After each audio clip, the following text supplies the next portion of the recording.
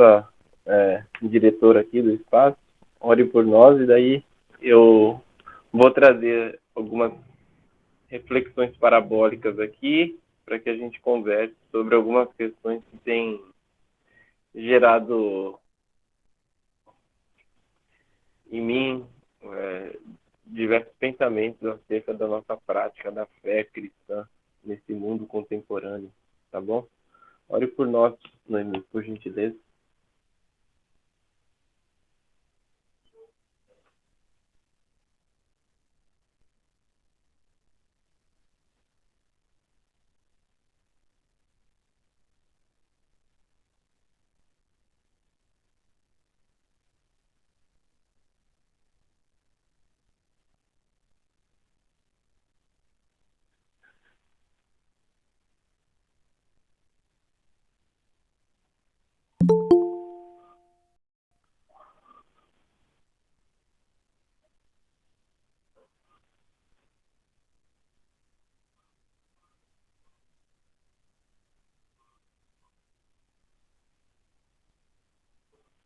Amém. Amém. Então, a ideia é a seguinte, né, gente? Quando começou a quaresma, a nossa igreja evangélica não fala muito sobre isso, né? Mas nós estamos na última semana da quaresma, né? Se a gente seguisse mais o calendário cristão, hoje a gente estaria celebrando o Dia de Ramos, que é o dia onde o Senhor humildemente triunfal na cidade de Jerusalém e é recebido pelos humildes como o rei, né? Então, é uma história muito bonita, né? Mas o calendário cristão também vê esse período entre Carnaval e a ressurreição como quaresma, né? Se a gente olhar um pouco a natureza, a gente vai ver que tem uma árvore bem florida que chama quaresmeira. Não sei se vocês reparam aí, né? Ela dá suas flores nesse período também, né? Então é por isso que o nome dela é quaresmeira. E daí, é o seguinte, daí eu pensei, pô, nessa quaresma eu gostaria de falar mais sobre as histórias de Jesus, né? E eu decidi contar aqui na igreja parábolas de Jesus, né? Então, por isso que o tema dessa nossa reunião reflexões, né, pensamentos parabólicos, né, porque Jesus utilizava parábolas para se comunicar com as pessoas. É a forma que ele mais se comunicou. Ele faz diversos milagres, ele dá alguns sermões assim bem importantes, mas o que ele mais deixou para a gente são as parábolas, né? E daí eu resolvi refletir um pouco sobre essas parábolas, só que antes dessa reflexão, eu venho pensado muito se nós, como cristãos, né, ainda mais nós jovens, né, eu não sou tão jovem ainda, né, como vocês, já vou completar 37 anos, também não sou velho, né, mas eu reflito muito sobre o nosso caminho como uma juventude cristã, em relação a da onde que a gente está recebendo as nossas instruções para a gente tomar decisões cotidianas. E se a gente olhar para Jesus, é fundamental que a gente olhe para as histórias dele e a gente tenha uma reflexão bem apurada sobre as parábolas, né? E daí, a primeira coisa é isso. A gente consegue contar diversas histórias que Jesus contou? É uma pergunta muito importante. As diversas histórias que Jesus contou, elas lançam luz sobre as decisões cotidianas que a gente precisa tomar o tempo todo? A gente olha o mundo a partir dessa lente, né? Dessa lente no sentido dessas histórias que Jesus contou. Quando a gente se depara com situações adversas, com momentos difíceis, histórias que Jesus contou nos vêm à mente É uma pergunta muito importante e eu sinto muito, noto aqui com a comunidade de irmãos, sinto de verdade que sou o irmão mais velho aqui de vocês. Eu acho que a gente pensa pouco sobre isso. Eu acho que essas histórias, elas pouco permeiam a nossa consciência. E eu acredito que elas precisam permear mais, né? Eu acho mais fácil a gente se basear a nossa forma de vida nas doutrinas de Paulo do que nas histórias, nas parábolas que Jesus contou. E isso é triste, porque a gente é cristão. É evidente que as doutrinas que Paulo deixou para nós também vêm de Deus, também são de Cristo Jesus, só que essas histórias, elas de fato, elas iluminam o nosso caminho. E daí eu separei 4 histórias que eu queria que vocês lessem, tá? Daí eu quero dividir aí, somos 10 aqui, né? Pelas minhas contas, eu estou no celular, eu não consigo ver todos, mas pelo que eu percebo, somos 10. E daí eu gostaria de pedir aqui, ó, deixa eu ver quem está aqui, pro Silas, ler pra gente Lucas 20, de 9 a 19. Quero pedir para Ana Paula ler Lucas 18, de 9 a 14. Vou pedir pro Nildon ler pra gente Lucas 16, de 1 a 9. E vamos ver aqui quem mais está aqui. Fernanda Maria está pronta para ler para a gente Lucas 13, de 6 a 9. Pode ser? Nessa sequência?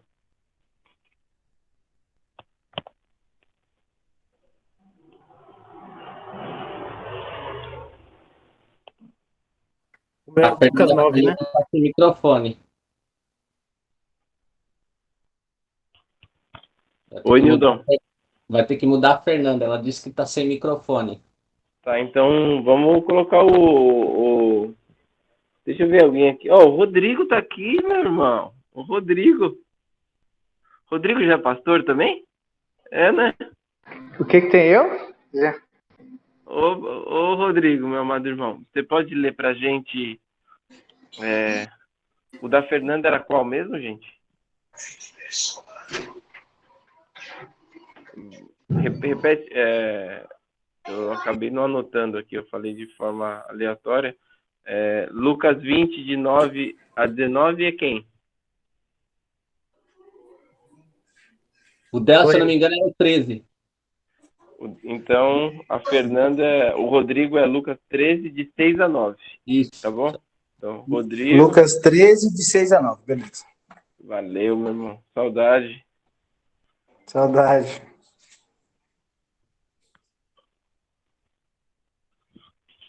Então, vamos lá.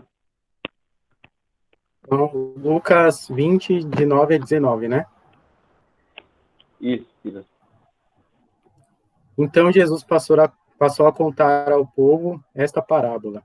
Certo homem plantou uma vinha, arrendou-a a alguns lavradores e ausentou-se por longo tempo. Na época da colheita, ele enviou um servo aos lavradores para que lhe entregassem parte do fruto da vinha. Mas os lavradores o espancaram e o mandaram embora de mãos vazias. Ele mandou outro servo, mas esse também espancaram e o trataram de maneira humilhante, mandando-o embora de mãos vazias.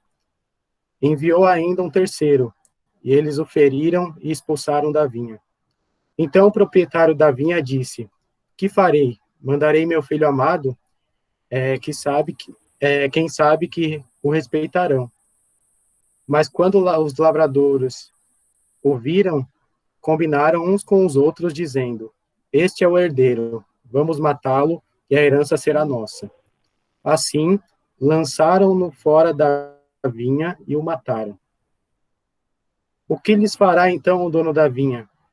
Virá, matará aqueles lavradores e dará a vinha a outros? Quando o povo ouviu isso, disse: Que isso nunca aconteça. Jesus olhou fixamente para eles e perguntou: então, qual é o significado do que está escrito? A pedra que os construtores rejeitaram tornou-se a pedra angular.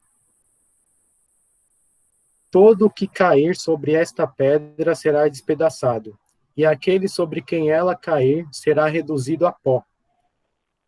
Os mestres da lei e os chefes dos sacerdotes procuravam uma forma de prendê-lo imediatamente, pois perceberam que era contra eles que ele havia contado essa parábola. Todavia, tinham medo do povo.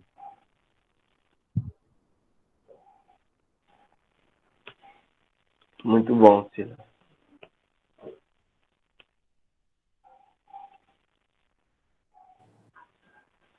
Sou eu agora, ô Fê? Pode ser, Rodrigo. É.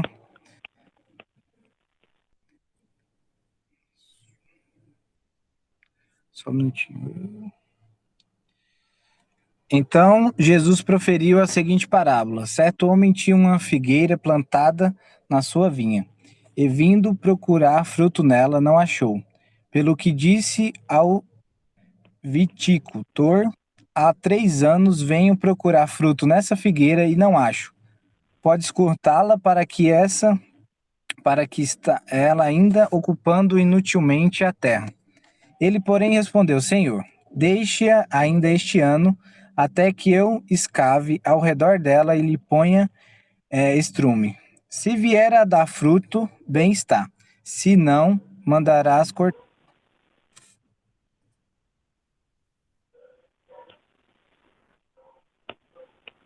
Muito bem.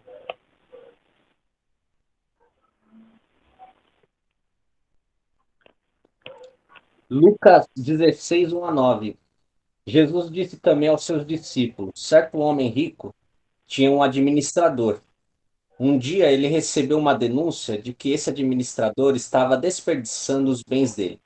Então, chamando-o, lhe disse: que é isso que ouço a seu respeito? Preste contas da sua administração, porque você não pode mais ser o meu administrador. O administrador, então, se pôs a pensar: que farei agora que estou sendo demitido pelo meu patrão? Trabalhar na terra não posso. De mendigar, tenho vergonha.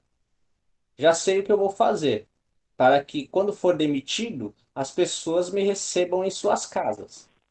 Tendo chamado cada um dos seus devedores, do seu patrão, perguntou ao primeiro: quanto você deve ao meu patrão? Ele respondeu: 100 barris de azeite. Então o administrador disse: pegue a sua conta, sente-se depressa e escreva 50. Depois perguntou a outro: e você, quanto deve? Ele respondeu: 100 sacos de trigo. O administrador lhe disse: pegue a sua conta e escreva 80. E o patrão elogiou o administrador infiel por sua esperteza, porque os filhos do mundo são mais espertos na sua própria geração do que os filhos da luz. E eu recomendo a vocês: usem a riqueza injusta para fazer amigos, para que, quando a riqueza faltar, vocês sejam recebidos nos tabernáculos eternos. É isso aí. Então, 9. Sou eu agora? Lucas 18, do 9 ao 14. Em seguida, Jesus contou a seguinte parábola: aqueles que confiavam em sua própria justiça e desprezavam os demais, 2 homens foram ao templo orar. Um deles era fariseu e o outro cobrador de impostos. O fariseu, em pé, fazia esta oração: eu te agradeço, Deus, porque não sou como as demais pessoas, desonestas, pecadoras, adúlteras. E com certeza não sou como aquele cobrador de impostos. Jejuo 2 vezes por semana e dou o dízimo de tudo que ganho. Mas o cobrador de impostos ficou à distância e não tinha coragem nem de levantar os olhos para o céu enquanto orava. Em vez disso, batia no pé e dizia: Deus, tem misericórdia de mim, pois sou pecador. Eu lhes digo que foi o cobrador de impostos e não o fariseu quem voltou para casa justificado diante de Deus. Pois aqueles que se exaltam serão humilhados, e aqueles que se humilham serão exaltados. É isso aí, gente. Ó, agora a gente já tem um material bem bacana para refletir aí. Se alguém tiver alguma pergunta, quiser fazer uma observação, fique à vontade. Como eu não estou no computador, abre o microfone e fala mesmo, tá? Eu acho que todos já estavam aqui, né? Desde o início. E nesse processo de quaresma, eu comecei a estudar essas parábolas novamente.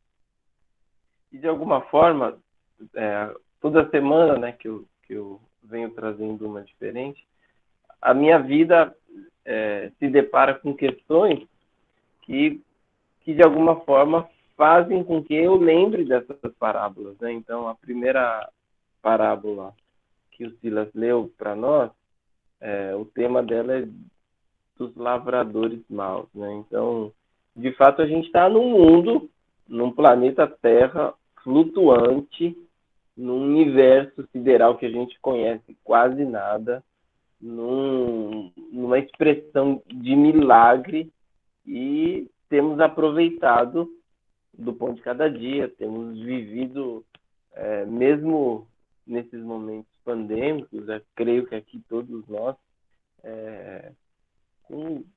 com bastante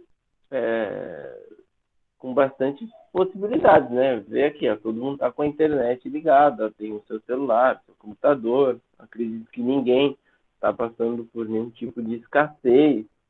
A gente está vivendo e está se alimentando e, de fato, estamos sustentados, né? Muitas vezes a partir do fruto do trabalho nosso, mas muitas vezes a partir do fruto do trabalho de outros, né? Aqui somos jovens já, né? Não sei se tem adolescentes, mas eu acredito que muitos daqui já trabalham, ganham seus salários e tudo mais. Mas a questão que se apresenta aqui é simples, ó. Existe uma pessoa que plantou uma vinha. Existe alguém que iniciou os processos. E é claro que Jesus está falando sobre Deus. E, de fato, eu vejo que a gente desconsidera. Eu desconsidero, acredito que vocês também desconsideram muitas vezes que tudo que a gente vive, tudo que a gente faz, tudo que a gente experimenta, tudo que a gente tem como possibilidade de vida é fruto dessa vinha maravilhosa que vem de Deus. Porém, a gente precisa achar as pessoas que propiciaram também essa vinha para nós, né? É uma parábola sobre autoridade, sobre olhar para o pão de cada dia, para o prato que está na nossa mesa e, de fato, esse olhar trazer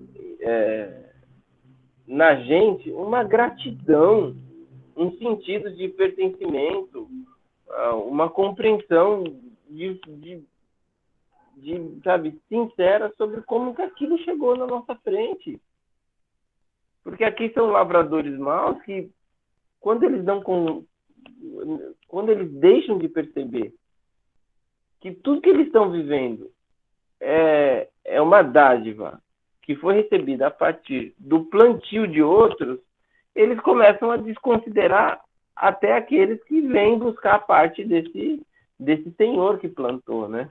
Então, essa parábola de Jesus, ela está lá em Lucas 20, então ela tá apontando já para o final dos tempos, né?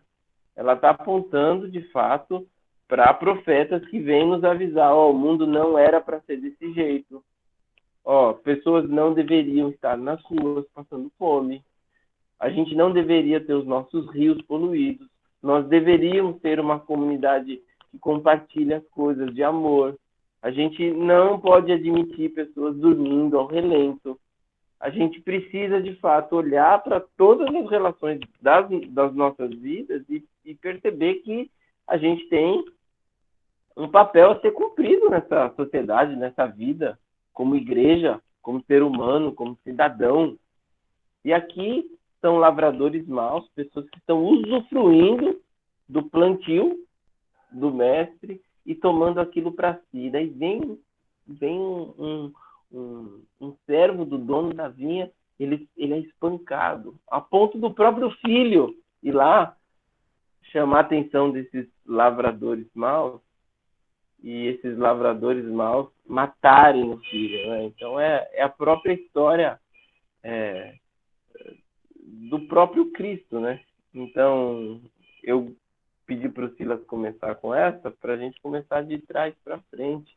A gente leva a sério o nosso lugar de cristão, a gente leva a sério o nosso compromisso com o fruto que está na nossa mesa, a gente leva a sério esse som, esses unidos dos profetas que estão o tempo todo nos avisando a partir da Bíblia, do nosso lugar como lavradores, ou a gente quer tomar para a gente a vinha, ou a gente quer olhar para o nosso estômago, a gente é seres umbilicados, individualizados, preocupados conosco mesmo, né? Tem uma música do Tom Jobim que fala: quem de dentro de si não sai, vai morrer sem amar ninguém. Por mais estranho que pareça, ninguém vive tão bem como aquele que se preocupa com o próximo. Está vibrando vida. Então, se a gente vai colar aqueles médicos lá nos campos de refugiados, aquele cara está vibrando. Fala, não, mas que difícil, que trabalho horroroso, mas ele está brilhando. Toda vez que a gente agir em favor do dono da vinha, toda vez que a gente agir escutando essa voz dos profetas, seja do Antigo, seja do Novo Testamento, lembra a verdadeira religião? Cuidar dos órfãos e da viúva, né? Que é religião. Práticas concretas que revelam a consciência do dono da vinha. O dono da vinha está explorando a gente aqui, a gente se sente explorado, a gente sente que ele quer parte maior do que ele nos concedeu.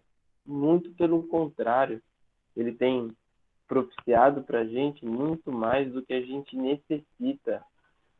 Estamos com a reserva alta, né? Os nossos estômagos estão satisfeitos, a gente ainda deixa sobrar comida no prato. Então, uma parábola simples, olha o tanto de coisa que pode gerar na gente, né? Depois o Rodrigo leu a da figueira, né? Quando eu cheguei aqui no... Só dizer uma coisa, você falou dono, é isso. A palavra Senhor significa dono. Esse mundo tem um dono. Não só do planeta Terra, mas como das pessoas. Nós temos um dono. Então, eu gosto dessa expressão de servo. Nós somos servos. Existe um senhorio. Temos que obedecer esse senhorio. Nós não somos dono da vinha. Exatamente. E é tão bom ter um dono amoroso como o nosso, né? Pô, ter essa percepção, ela precisa gerar na gente um olhar diferente para tudo.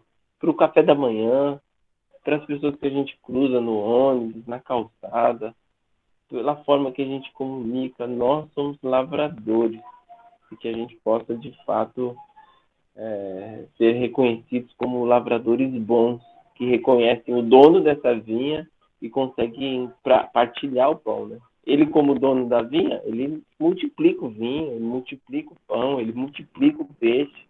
Vamos confiar, né?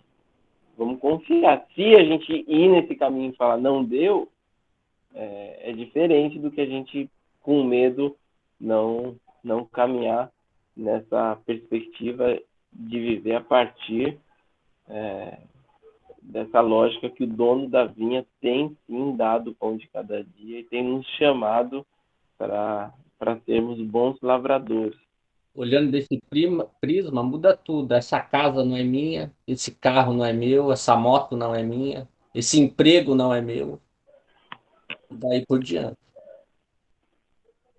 Exatamente, né? A gente vê o pelado, a gente vai pelado. Não, a gente não pode se iludir com coisas, né? A gente se apega demais e muda tudo, né? Tanto para a gente usufruir, né, das coisas que estão na nossa mão, a gente tomar maior cuidado, né? Igual um carro, né? Foi Deus que me deu, então você está dando carona para um monte de gente, né? Está ajudando as pessoas. Foi Deus que te deu, né? Então, faça jus disso, né? Exatamente isso. E também quando a gente perder, e a gente vai perder, né? Se a gente está falando sobre a Quaresma, sobre a entrada triunfal de Jesus, né? Hoje é o dia de Ramos, não dá para a gente ignorar que no caminho de Cristo vai ter Judas. Não tem como, a gente não quer ser cristão, ser reconhecido como Cristo. Vai ter gente que vai trair a gente. Não tem como. Vai ter aqueles amigos que na hora do vamos ver, eles vão fugir, vão desaparecer. Então, isso faz parte do caminho. Mas reconhecer de fato que as coisas que a gente tem não são nossas, quando a gente perder, quando a gente for traído, quando a gente for enganado, quando aquilo não der certo, a gente vai levar muito melhor. Vai falar, pô, mas já não era mesmo. Quando o que nunca foi meu. Então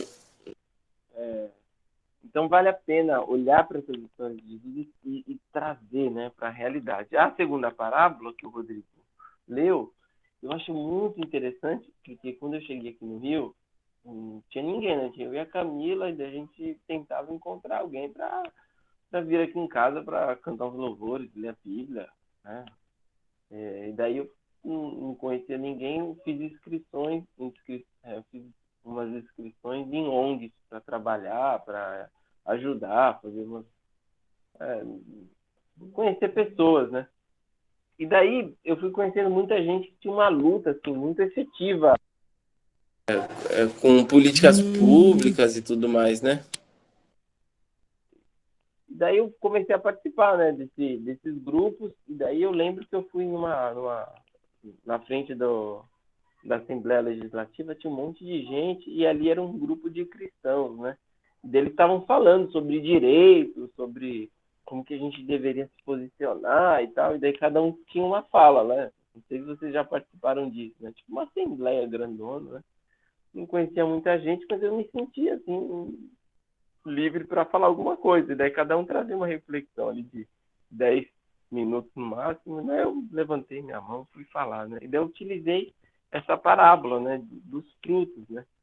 Só que essa parábola, no seu contexto, é uma história que Jesus está sendo convidado para reagir a uma situação que aconteceu no templo. Então, os romanos provavelmente invadiram o templo e derramaram sangue de galileus dentro do templo. Está lá em Lucas 13. Quem gostar de pesquisar, é uma história bem interessante. Então, os romanos vão lá, por algum motivo que a história não conta, mas eles acabam entrando em conflito com galileus, e os galileus morreram nesse conflito dentro do templo. E daí os religiosos, os fariseus, estão falando para Jesus assim, foi derramado sangue de galileus no lugar santo dos santos, nos nossos lugares sagrados. E aí, o que o senhor vai fazer?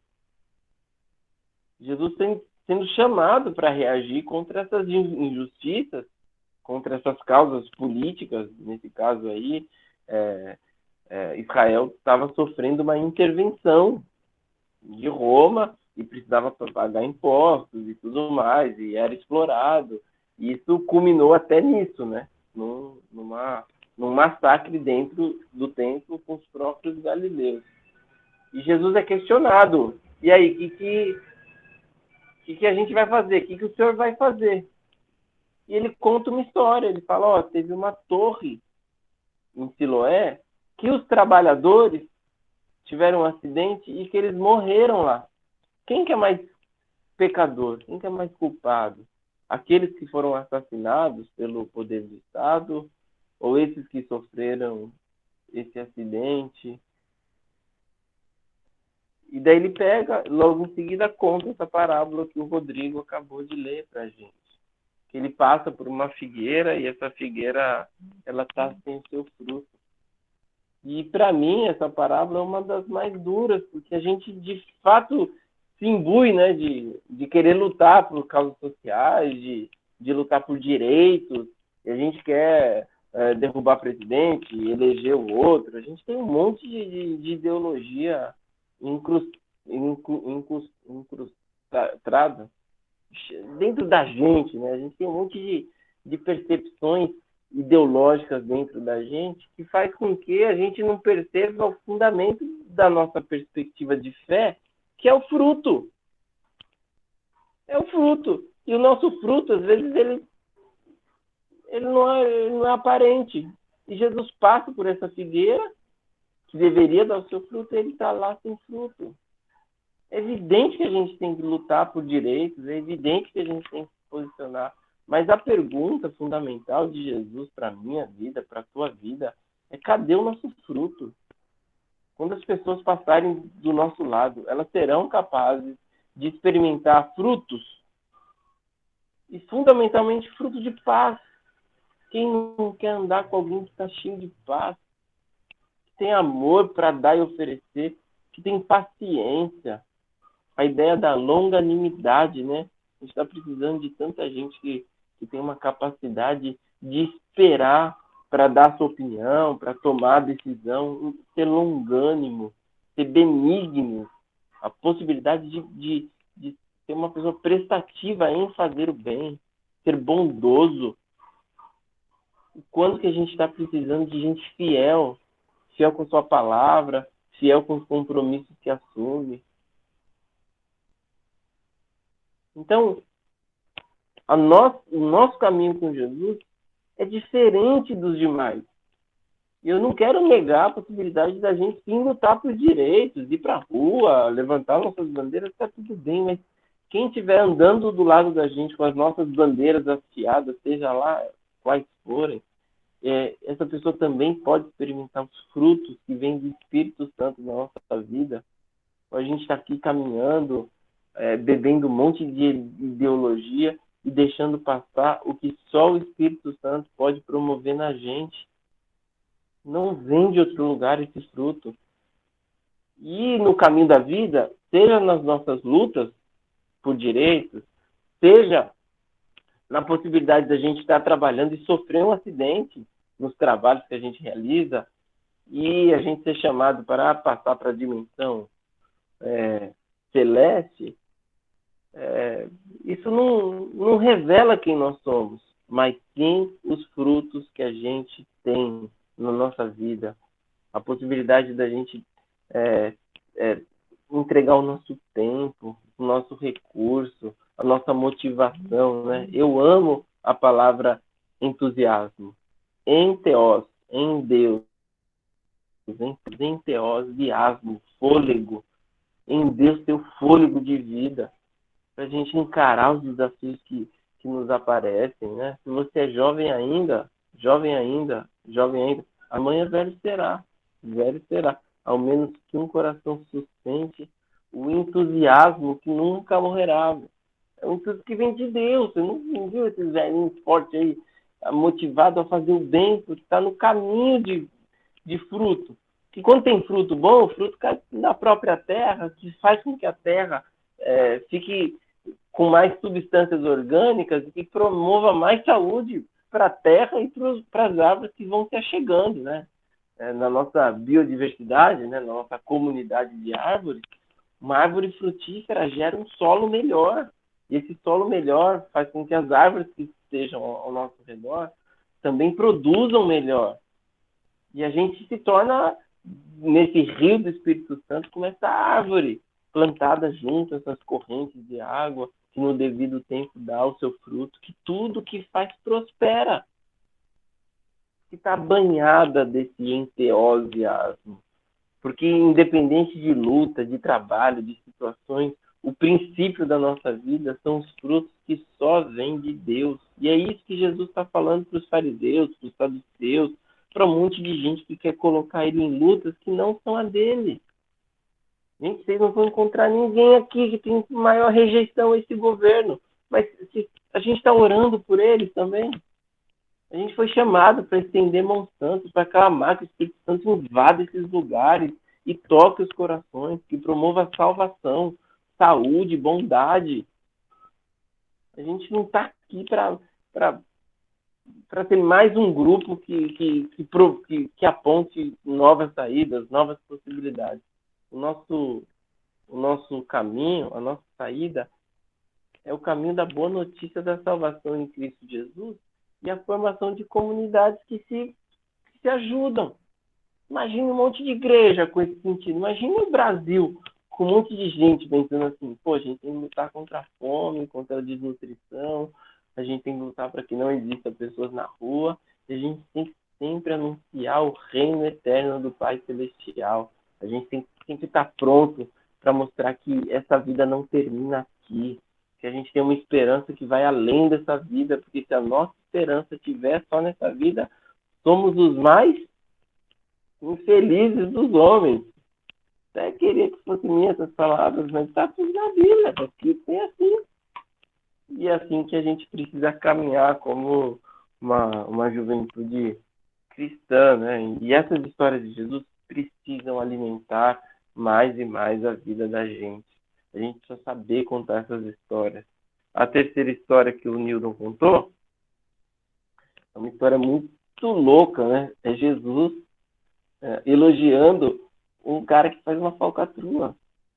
Vocês perceberam isso? Não. É muito difícil na igreja alguém contar essa história, essa parábola do administrador astuto. Porque o cara, na hora que ele viu que o patrão dele descobriu que ele estava roubando, ele foi lá nos credores do patrão e diminuiu a dívida dos credores. Para quê? Para falar, o cara devia pra caramba meu patrão, vou diminuir a dívida dele. Na hora que eu passar uma perrengue aqui danada, aposto que eles vão me ajudar.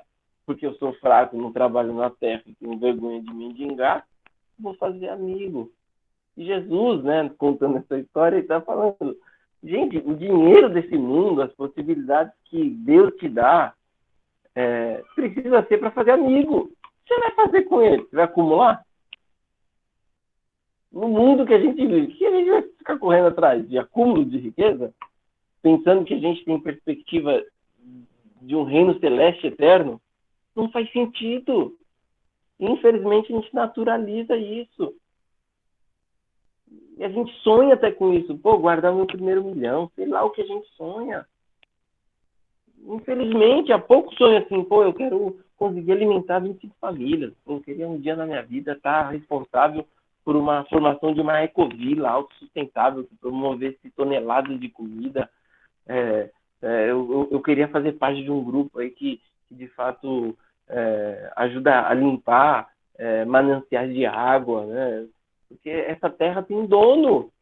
E olha como as parábolas se conectam, né? Essa vinha tem dono, esse rio tem dono. Aquela motoca bacana que o Nildon tá andando de pé, tá no nome dele, mas não é dele, tem um dono. Esse AP da Urca aqui, o sítio lá em Niterói, tem dono. A gente é mordomo. E o que a gente está fazendo com isso? Um administrador astuto, as pessoas desse mundo sabem lidar melhor com recursos do que os filhos da luz. Que aí, quando tem um recurso, fica totalmente preocupado se vai ter depois, o que eu vou fazer, como se não reconhecessem quem é o dono de todo o ouro, de toda a prata, né? É tempo da gente viver metanoias do Evangelho, né? A gente não é o futuro do Evangelho, a gente é o presente, é a gente aqui que precisa dar um sinal para esse mundo mal, sobre o que é ser de Jesus, o que representa, quais são nossas atitudes, quais são as nossas práticas, de acordo com aquilo que a gente mais tem como orientação da nossa vida. Antes de qualquer coisa, a gente é cristão, né? Antes de ser marido, antes de ser pai, antes de morar no Rio de Janeiro, antes de ser pastor, eu sou um servo de Jesus. Bateu esse coronavírus aqui, teve uns dias que eu respirei mal até. Você acha que não pensa? Vai ser minha vez, pô. Tá morrendo aí 3.000 pessoas por dia. Vai ser minha vez, vai ser minha vez. Daí eu fico pensando, poxa, Maria, 4 anos, fica sem pai, que situação. Uma menina. Tá, mas de fato, é uma alegria tão grande saber que a preocupação não é com a morte, né? E se não há preocupação com a morte, o que a gente vai temer? O verdadeiro amor lança fora todo medo. Quem tem medo não está aperfeiçoado no amor. A gente tem que parar de temer. A gente tem que viver nessa motivação, nesse ar que a gente respira, a fim de fazermos aquilo que o nosso mestre manda, que o dono da vinha manda, né? E que a gente, de fato, seja responsável por isso. E daí, para terminar aqui, para eu escutar mais vocês, que eu estou falando mais do Homem da Cobra, a quarta foi que a Ana Paula leu, né?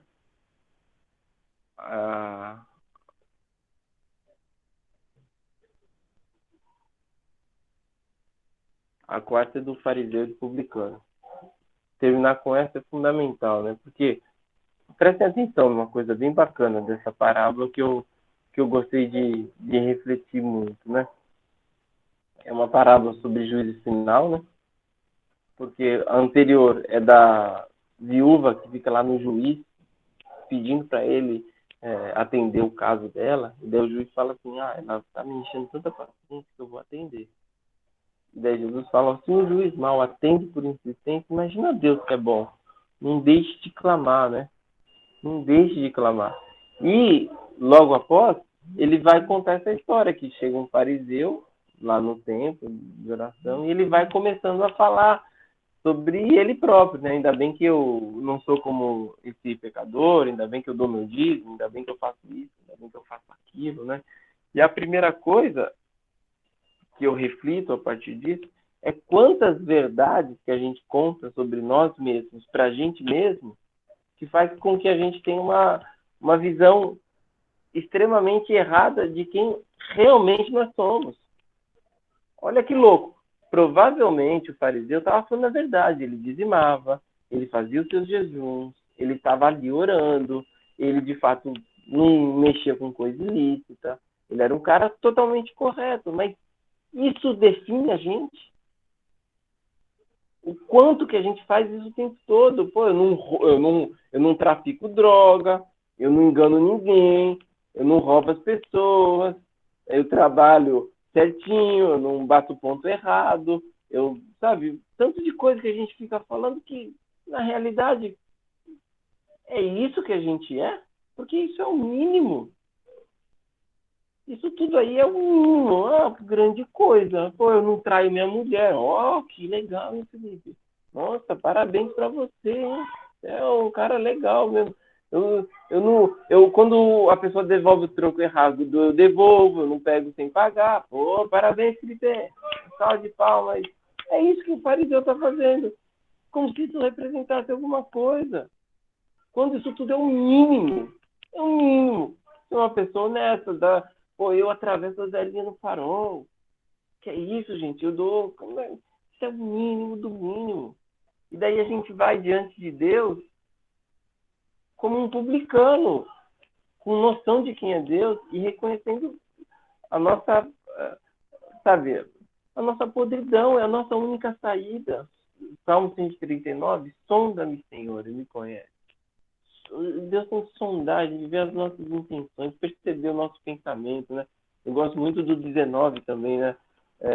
Que o meditar do meu coração, né? Eu vou lembrar agora, né? Sejam agradáveis a ti. A gente precisa ir para o campo quântico, né? Está na hora já da igreja pensar nisso mais.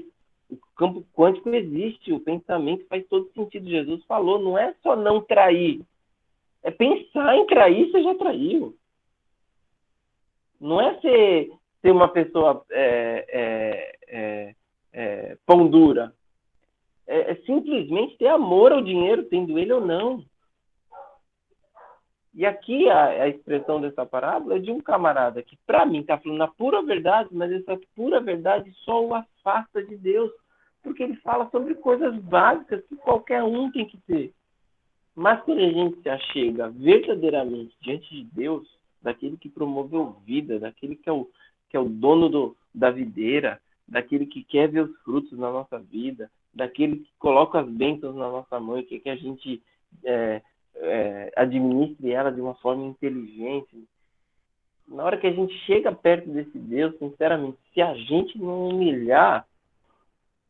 se humilhar, a gente não entendeu nada.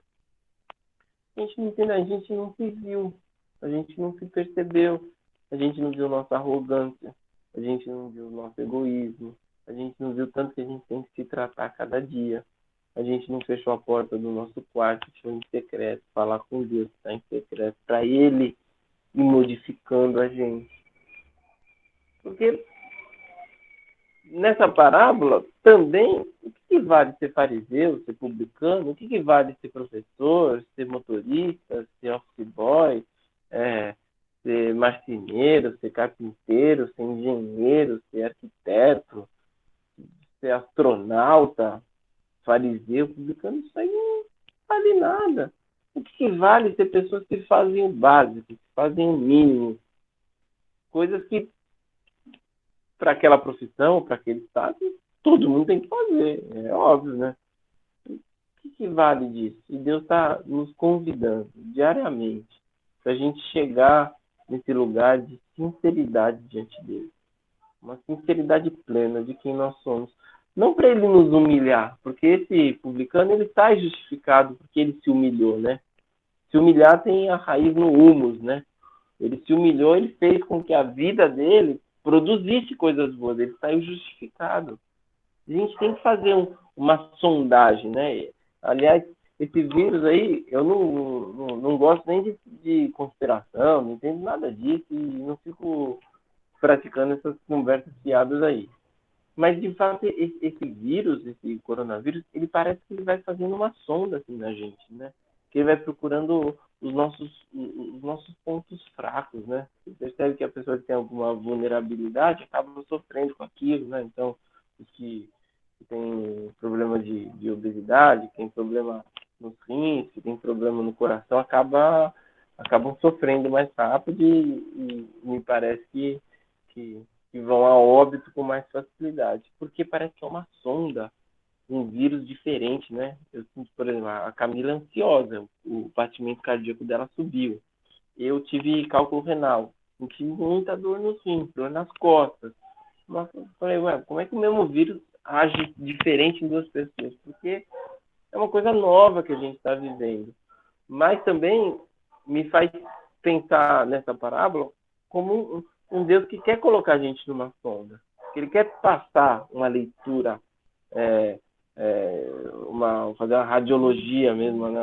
uma foto, para saber aonde que está o problema. A gente não pode parar de cansar de ver o problema. Tá em jovem, né? Não é coisa de jovem, mas jovem tem muito isso. É pornografia, é amor ao dinheiro, é preguiça, é mentira,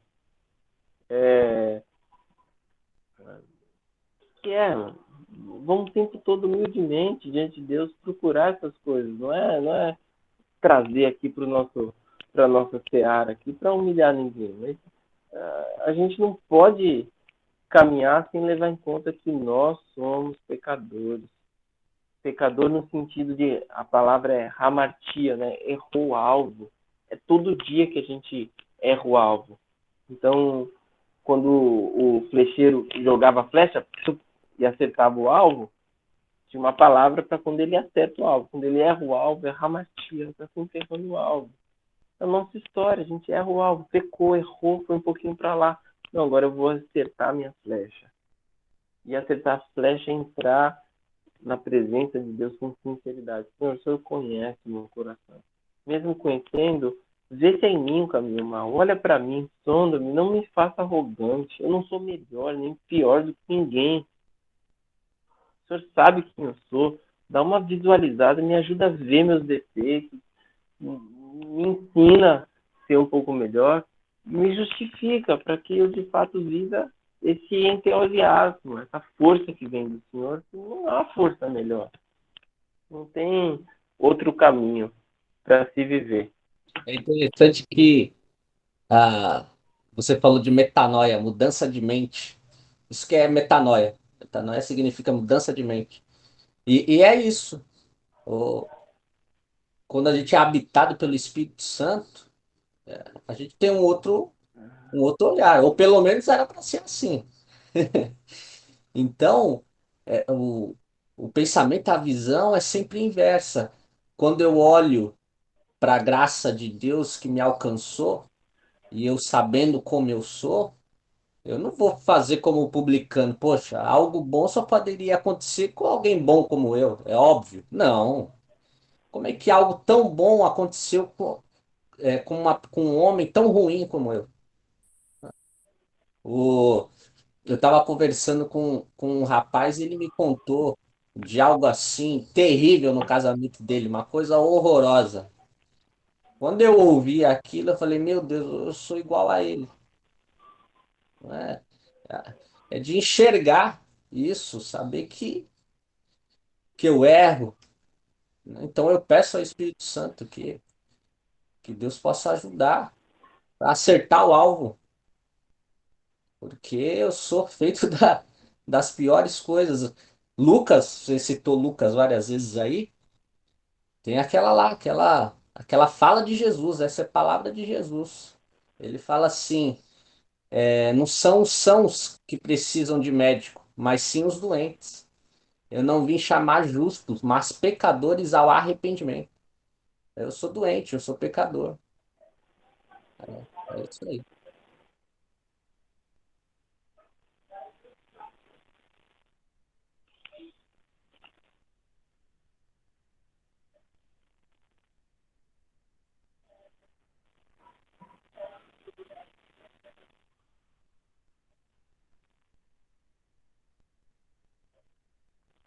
E aí, meus irmãos?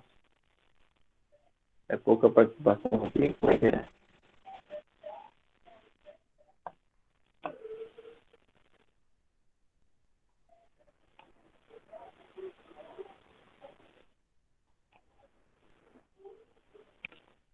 Então é isso aí, né? Valeu, espero que tenha gerado aí bons pensamentos. E vamos seguindo, né? Vamos seguindo. Eu vou seguindo a Jesus Cristo. Nesse caminho eu não desisto. Valeu. Então vou orar aqui. Senhor Jesus, o Senhor é tão bom e é tão bom conhecer mais das suas histórias. Provavelmente a gente já tinha escutado essas parábolas algumas vezes, mas que elas sirvam para gerar essa metanoia, né? Essa mudança de mentalidade contínua em direção à tua mentalidade. Que seja feita a tua vontade, assim na terra como no céu. Muito obrigado pelo pão nosso de cada dia que o Senhor tem nos dado. O Senhor é de fato um Deus amoroso, bondoso e tem sido um, um verdadeiro amigo para a gente nesses momentos pandêmicos. Que a gente saiba servir o Senhor, glorificá-lo também no próximo.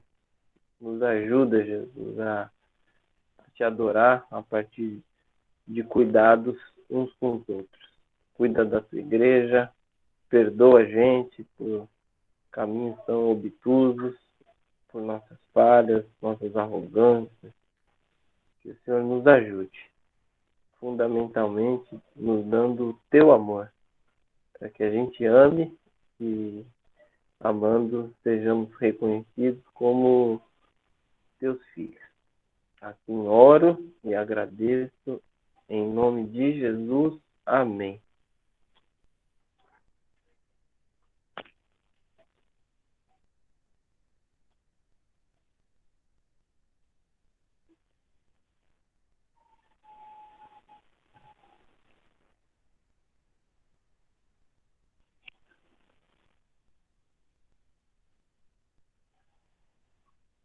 Não, pô, tô sempre à disposição.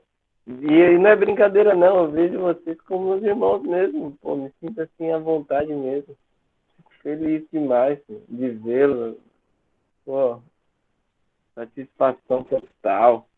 Força aí, gente, bebam água, Se for sair de casa, usar máscara, 2 máscaras, álcool em gel, pelo amor de Deus, hein?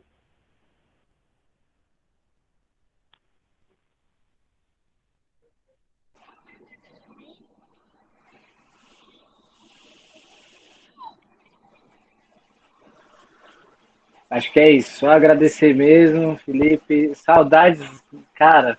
Uma saudade mesmo. Com vontade de ir aí, mas aí essa pandemia não ajuda, né? Fala sério. A gente já tentou tantas vezes, né? Tentar levar a galera aí pra gente se ver e tal, e aí começa tudo isso, mas a tecnologia tá aí para nos ajudar, para nos auxiliar nessa questão aí. É muito bom, cara.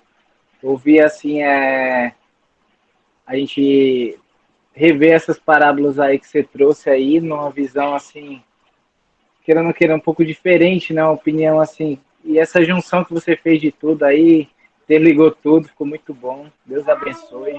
Muito obrigado por ter participado. E a gente quer você outras vezes. Aí. Bom, pode contar Tá bom? comigo. Obrigadão mesmo. Valeu. É a Maria falando? É a Maria? Vem aqui, Maria. Dá oi pro pessoal, não. Dá oi pro Vem, pessoal. Maria, participar. Ai, que coisa fofa, gente. Olha essas bochechas. É o Rodrigo. Cadê a filha do Rodrigo? Você vai amar ela. Ai, ai. Valeu. Dona Júlia tá boa, né? Tá bem, graças a Deus. Júlia, vem aqui. Vem dar oi pra Maria. Acabou. Cadê ela? Olha aqui a Júlia, Maria. Vem cá ver. Foi pro banheiro, Rodrigão. Ah, depois a gente fala. Não, pera aí. E aí, Dona Júlia? Ah, peraí, deixa eu tirar do fone. Ó. Ó a Júlia lá. Aqui, ó. Peraí, deixa eu tirar aqui. Olha o tamanho dela. Fala, oi, Júlia. Nossa, Tá tá no- brava, Maria, olha. Não, tá no virando mulher flor no vaso.